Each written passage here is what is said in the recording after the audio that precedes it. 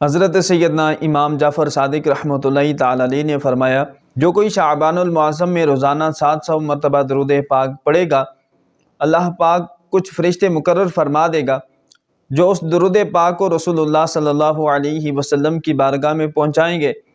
اس سے رسول اللہ صلی اللہ علیہ وسلم کی روح مبارک خوش ہوگی۔ پھر اللہ پاک ان فرشتوں کو حکم فرمائے گا کہ اس درود پاک پڑھنے والے کے لیے قیامت تک دعائے مغفرت کرتے رہو۔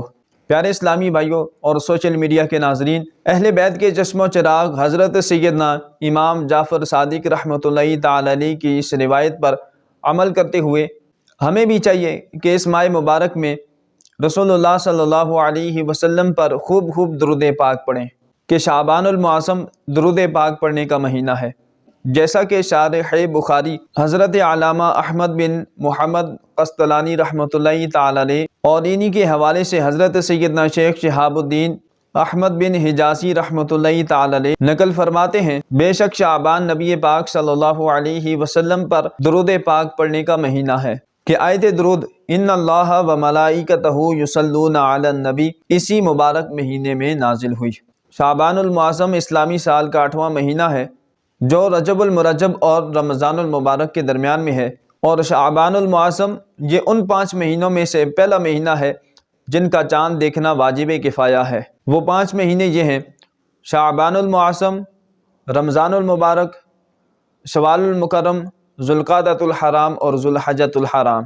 اسی مبارک مہینے میں رمضان المبارک کے روزوں کی فرضیت کا حکم نازل ہوا۔ شعبان شعب سے بنا ہے جس کے معنی ہے گھاٹی۔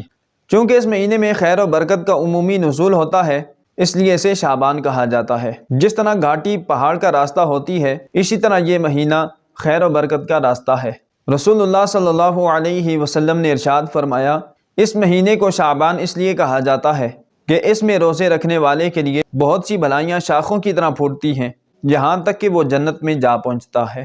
حضرت سیدنا امام رافعی رحمۃ اللہ تعالی علیہ فرماتے ہیں، اس حدیث پاک کا مطلب یہ ہے کہ ماہ شعبان میں مسلمان ذکر و اذکار، نیکیوں اور تلاوت قرآن کی طرف مائل ہو جاتے ہیں اور رمضان المبارک کے لیے تیاری کرتے ہیں۔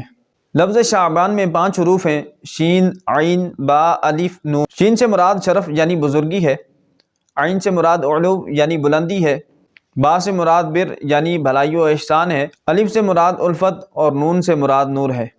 یہ تمام چیزیں اللہ تبارک و تعالی اپنے بندوں کو اس مہینے میں عطا فرماتا ہے۔ اس مبارک مہینے میں نیکیوں کے دروازے کھول دیے جاتے ہیں، برکتوں کا نزول ہوتا ہے، خطائیں ترک کر دی جاتی ہیں اور گناہوں کا کفارہ ادا کیا جاتا ہے۔ تجھ کو شعبان معظم کا خدایا واسطہ، بخش دے رب محمد تو میری ہر خطا۔ پیارے اسلامی بھائیوں، ہمارے پیارے نبی صلی اللہ علیہ وسلم ارشاد فرمایا کرتے تھے، جب شعبان المعظم کا مبارک مہینہ آ جائے تو اپنے جسموں کو پاکیزہ اور اپنی نیتوں کو اچھا رکھو۔ پیارے اسلامی بھائیوں، شعبان المعظم کا مہینہ کیونکہ رمضان سے پہلے آتا ہے، لہٰذا جس طرح ماہ رمضان میں روزے اور تلاوت قرآن کا حکم ہے، اسی طرح ماہ شعبان میں بھی اس کی بہت اہمیت ہے کہ روزے رکھے جائیں اور تلاوت قرآن کی جائے تاکہ استقبال ماہ رمضان کی تیاری ہو جائے اور نفس کو نیکیوں کی تربیت حاصل ہو جائے۔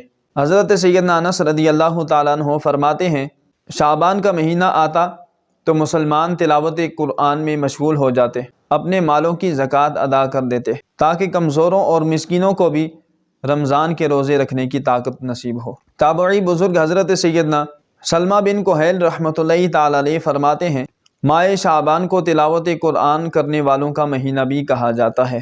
حضرت سیدنا حبیب بن ابو ثابت رحمۃ اللہ تعالی علیہ شعبان المعظم کے آنے پر فرماتے، یہ قاریوں کا مہینہ ہے۔